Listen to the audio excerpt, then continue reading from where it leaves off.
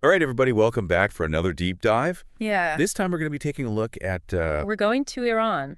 we are headed to Iran, the Persian present perfect tense, to be exact. Oh, very cool. Yeah, this is based on a YouTube video called Learn Persian 36, Present Perfect in Persian.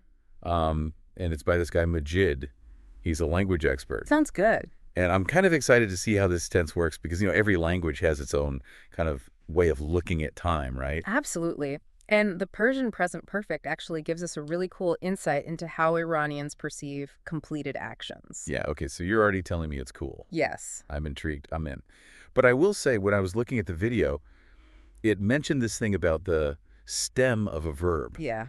And that kind of threw me off. Can you, break that down for me a little bit? Sure. So the video uses the term stem, which essentially means the most basic form of a verb before any endings are added.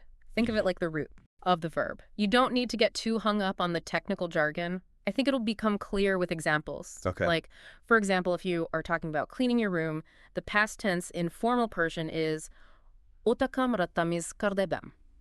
Whoa.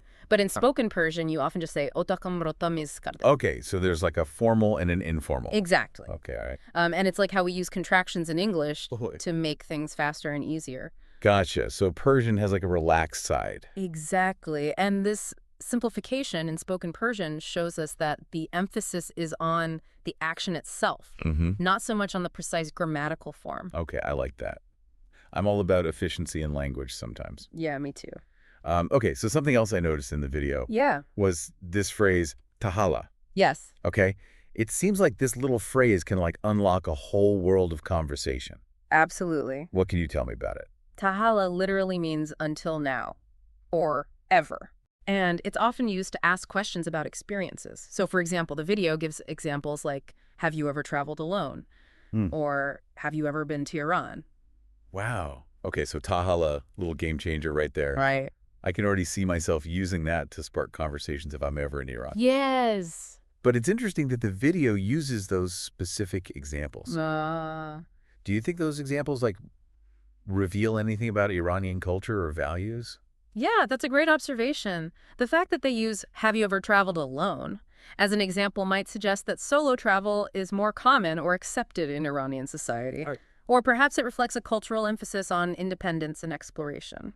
That's so interesting. It's amazing how even a little phrase can give you all these insights Absolutely. into a culture. Okay, so the video also touched on expressing actions that haven't happened yet. Right. What's the magic word for that?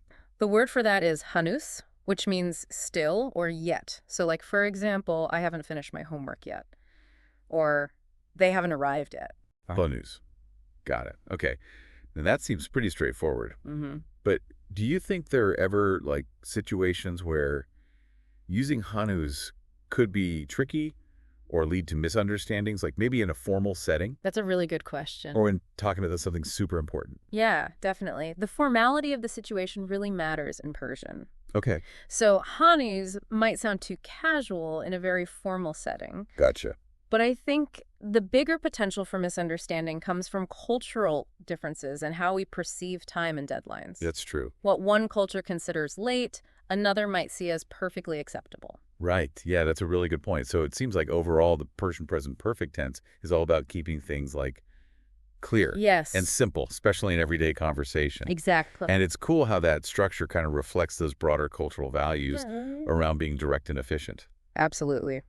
Well, this has been another fascinating deep dive. Yes, it has. So thank you so much for joining me on this. My pleasure. And to all of you listening out there, maybe this has inspired you to learn a bit of Persian yourself. I hope so. But here's a final thought to chew on. If languages really do shape how we think, could mastering the Persian present perfect actually change our perception of time and how we view completed actions? Something to think about. Yeah, definitely. All right, until next time. See you later. Bye. Bye.